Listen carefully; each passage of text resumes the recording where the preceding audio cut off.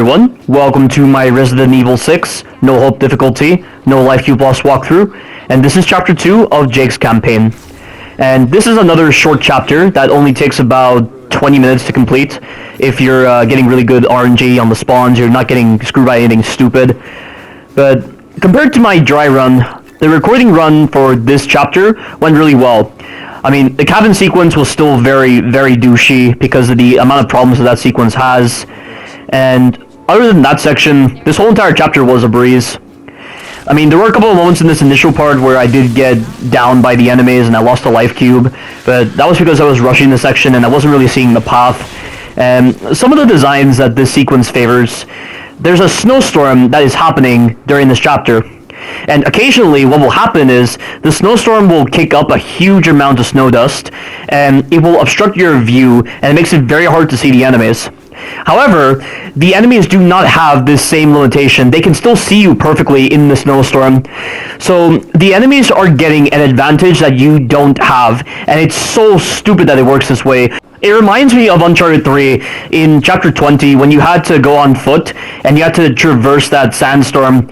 Every single enemy knew exactly where you were, yet you couldn't see them. You could literally see bullets firing from the storm, and you couldn't even see the bodies that were actually firing the bullets.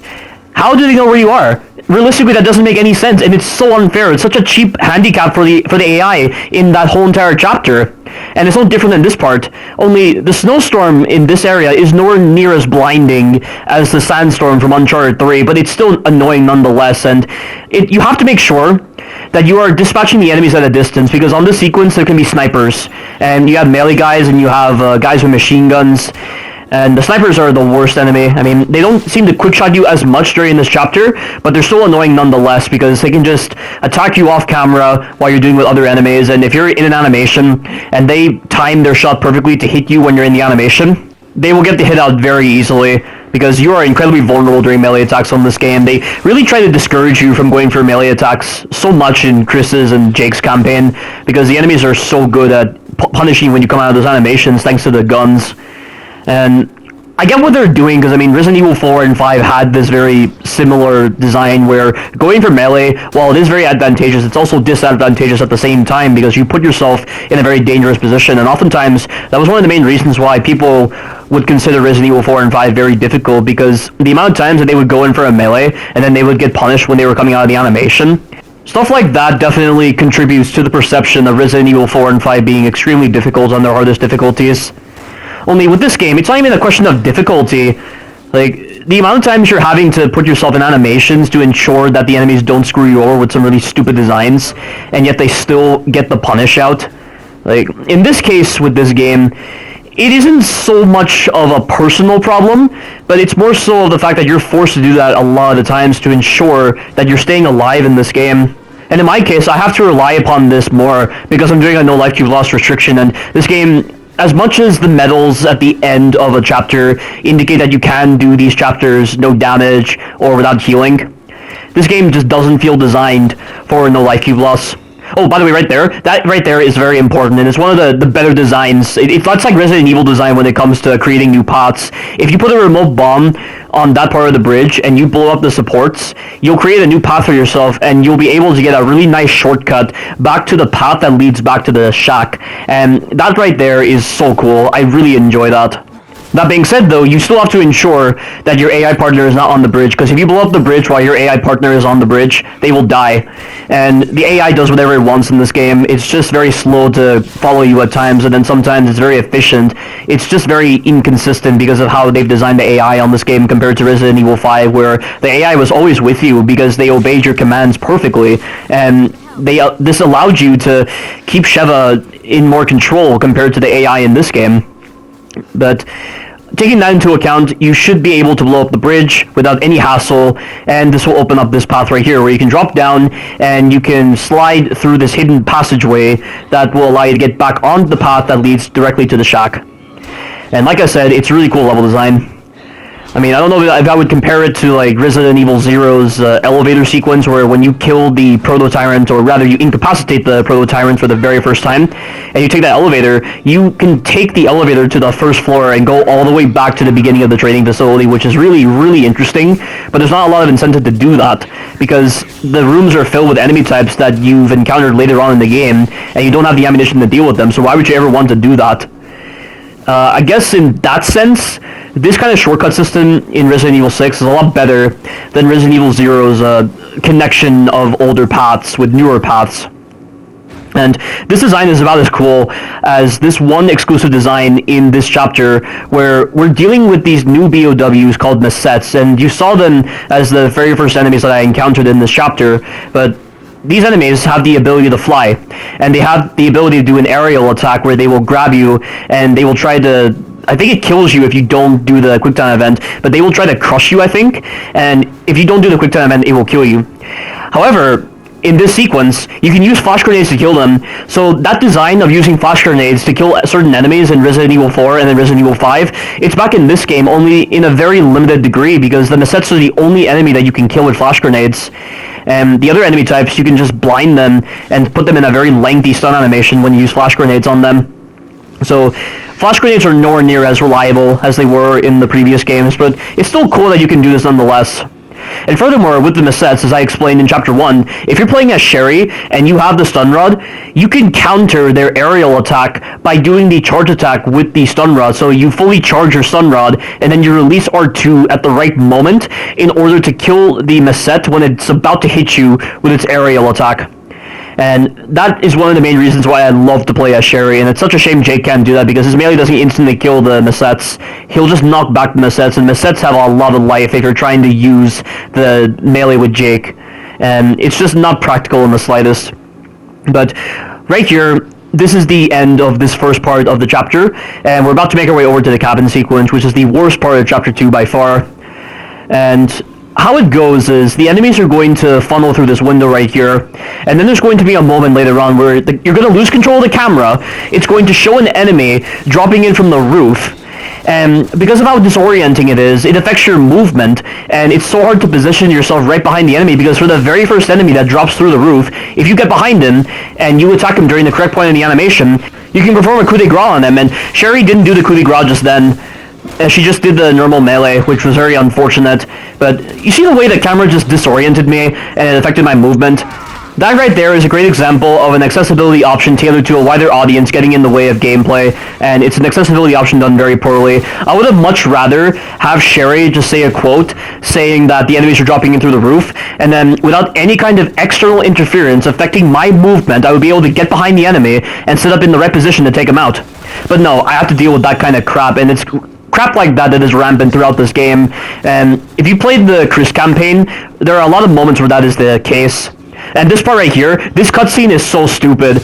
And you'll notice that I got a saving option rather than a checkpoint option. That's because this cutscene screwed me so many times, and it's the same with this cutscene right here. So you've got to use a flash grenade immediately. And I'm going to take the time to thin the herd so that the enemies aren't going to be firing too much at me. But why is this cutscene right here, and the enemies can move during this cutscene?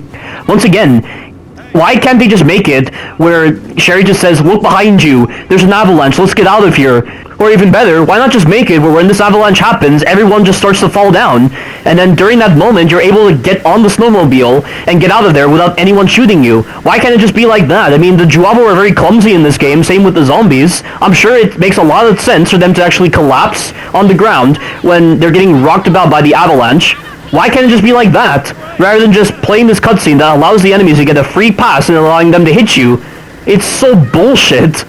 And I'm so glad this kind of crap did not return in Resident Evil 7, because they actually went back to the smaller model and more thought out game rather than just being this very large game but just filled with a lot of these problems. And I do love this game, guys, I really do, but these designs just really bring this game's quality down. It's why I just can't rank this game higher than Resident Evil 5 or 7. And right now we're just doing the snowmobile sequence, and I love that quote that Sherry does at the beginning where she's like, anyway, I don't hate you. That has to be one of the funniest quotes I have ever heard from a Resident Evil character, and it's not cringy at all. I actually really enjoy it, and I feel like it personifies Claire's personality within Sherry, given that Claire essentially became a surrogate mom for Sherry, so it's definitely understandable why Sherry would adopt some of Claire's protective nature, and that's why she made that quote just then, but in a very funny way for the actual person playing the game. And that's why Jake made that quote, so that is definitely a moment deserving of comedic effect, and I really enjoy it. But as I was about to say before I decided to go off on that little diversion, be careful of the avalanche. You'll notice that the avalanche was coming on the left and the right, and it has phantom range, so you gotta make sure you are giving the widest berth possible and not getting anywhere near that avalanche. The phantom range on it is pretty large, so take the path exactly like how I take it, or just follow the AI, because I think the AI doesn't try to go anywhere near the phantom range, and you should be able to get that sequence done easily. And now we have this change to the gameplay style, which compared to Resident Evil 2 Remake, at least this game goes out of its way to put in diverse scenarios. And in this scenario, it's an entire stealth sequence, and we are having to sneak past these enemies, or just eliminate them entirely, in order to ensure that they don't spot us. Because if these enemies spot us, Usonak will be alerted and he will try to come after you, and then you'll have to hide in one of the hiding spots, and you get 3 chances to hide from Usonak before he actually comes and gets you. So that right there was very easy, and then right here, once I trigger this checkpoint, I'm going to restart the checkpoint so that I can get one of these enemies very close to me at the beginning, and I only have to wait on one enemy in the process. So there we go, this guy is dead, and we just have to deal with the other enemy present on this path. And this is a pretty cool sequence. I'm glad they put in these kind of sequences. At least the sequence feels a lot more intimidating than in Resident Evil 2 Remake. Resident Evil 2 Remake, I can't even think of a single moment from Resident Evil 2 Remake that's actually intimidating. Same with Resident Evil 1 Remake. At least this one, because of how different this whole tone is with this section, in a game that is really hectic a lot of the times. When these kind of sequences do appear, they definitely provide a greater impact on the player, and they feel a lot more memorable in that sense. It's almost like in those kind of games like A Hat in Time, where there was one sequence in A Hat in Time where you had to do this section reminiscent of a survival horror section, where you had to sneak past, I think it was Queen Vanessa, and a lot of people were very intimidated by that section. And I always like it when those kind of action games insert those moments in, because you're not expecting such survival horror moments in those kind of games. And I know this is a survival horror game in the end, but this game, because of how hectic a lot of the situations are, and the fact that you're dealing with global bioterrorism, and the characters have reached a point where they are very familiar with BOWs and how to fight them. I always like it when they put in these kind of sequences in Resident Evil 6. That's why Iluzia's section was really, really fun. Even though Iluzia could have done with a couple of changes to make that fight a little more tolerable. But this one right here, I am going to get spotted by one of these enemies, because I do tend to rush this section a bit, trying to get rid of these enemies. And this is actually really good to get spotted, because it ensures that you'll be able to take out multiple enemies in one go before you have to go into a hiding spot, whereas if you're doing this stealthily, it does take a little bit longer. Here, I got rid of 2 enemies. Even though I was in the line of sight of that enemy, I had plenty of time to take it out and then take out the other enemy. There was no cutscene I had to play. Very, very helpful. And like I said before, if you are caught 3 times by these enemies, you will just get killed by Usonak, even if you are hiding in the hiding spots, because he will adapt to what you're doing and just find you. And all that's left now is just this guy right here. And be careful not to get him when he's on the stairs, because when he's on the stairs, the prompt doesn't appear. It's just that universal enemy of all games. Stairs just have this ability to obstruct certain mechanics, and Resident Evil 4 and 5, this wasn't such a big deal, because stairs never obstructed the prompts on certain melee attacks, but that one, because it's a cammed animation, I think that's why the prompt doesn't appear properly. And then we have this running sequence right here. And the last part of this running sequence can be very difficult to time, but the reason why it can be difficult to time is because a lot of people underestimate how long you can slide for. So right around here, this is when you want to slide. Just keep holding L2, hold it for as long as you can, and you will slide the right amount of distance to get under that and then escape Usonak. And then we have this sequence right here, which I'm just going to put some trims in, because it does take a while. You're relying upon the AI to get this card, and it involves you using a remote bomb in order to lure Usonak to one part of the room so that Sherry can pick up the card. If you are playing as Sherry, however, you can actually make a mad dash for the card without having to rely upon Jake to use the remote bomb, and that is really cool. It's such a shame that the AI can't do that. And I said I was going to put trims on this, but actually I'm not, because I've already said enough to allow this sequence to end very quickly. But these remote bombs right here are going to be very important for Chapter 4 later on. Chapter 4 demands a lot of remote bombs because of the amount of enemies that you encounter. And once you've planted that remote bomb, come over here. I find it very odd the way this section is scripted, because if you were to fire your gun in that spot, or if you were to step on the ice, even if you go to another part of the room, Usonak will just omnisciently know where you are. If you do not specifically use the remote bomb to lure Usonak, he will just omnisciently know where you are and kill you. So I'm just amazed that they don't allow you to use other options to lure Usonak. And if you try using other options, he just knows where you are. But Sherry has the card, and now we're just going to get out of here. And this sequence right here, before some patches, I assume a patch fixed this section right here, this sequence was borderline broken. It was physically impossible to do this section, at least in my experience. Because how this is going to work is there are a series of doors that you need to go through, and each one gets progressively harder to do because the quick time event takes longer to do. And the last door takes so long to do that Usonak will actually bust through the previous door before you've even opened the door. And the problem I was encountering before these patches fix this issue is that my AI partner would constantly shoot at Usonak and not even try to go through the door. So the amount of times my AI partner got killed by Usonak in this section, it definitely made this section impossible to pass. But Capcom did something to fix this section, and I don't know what they did, but thank God this issue doesn't happen again. And it's this upcoming door right here. So you'll see how long it takes to open this door and why this was so much of a problem when my AI partner was busy shooting Usonak rather than going through the door. Because like I said, the AI is just slow to do anything on this game when it comes to a co-op action. So like, look how long it's taking me to do this. And Usonak has already busted through the door before I've even opened it. And if this was pre-patch, my AI partner would just be busy shooting Usonak, and they would just not get through the door, and Usonak would run and impale them. So stupid that it would work like that. How did that get past Q&A? It's something that literally breaks the game and makes it unplayable. It's practically a hard lock. Not even a soft lock, a hard lock. And yet somehow, it still got past Q&A. And it took them some amount of time before they decided to patch it. How this happened, I don't know, but maybe it's a problem with the PS4 version at the time before they fixed it. I think on the PS3 version this issue wasn't so apparent, because I don't remember this happening to Lightning, but how this even happened on PS4, and why it was just lingering for such a long time, it's almost like Capcom was drunk when they were putting this bug in the priority system for bugs that they should probably patch, and they just put it down in the bottom level, like the level in which they will just patch this in some few months or whatever. Like, that is just so retarded that was the case, but thank God they have fixed it, and I haven't encountered this issue in years.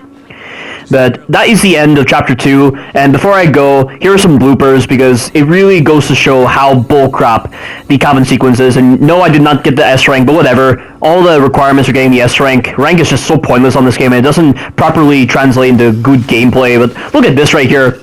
So if you mistime your slide, you get grabbed by this guy, even though I'm almost certain I've slid during that moment and he's never grabbed me before. And then this is on the first instance of the Cabin sequence where I get this checkpoint. And then, watch this. He doesn't get stunned by flash grenades. I did not realize this enemy did not get stunned by flash grenades. And then this part right here, watch this. So I go to throw a flash grenade, and then I'm going to try to run past these enemies, and then this cutscene plays, and the enemies are moving during the cutscene, and then I get knocked over. I'm sure an idiot would understand why this is such a bad issue in the game. And then this cutscene again. This is after I restarted a checkpoint. Well, how is this guy already mantled through the window? And why is he grabbing me? Why did he spawn so quickly after I restarted the checkpoint? That's a load of garbage.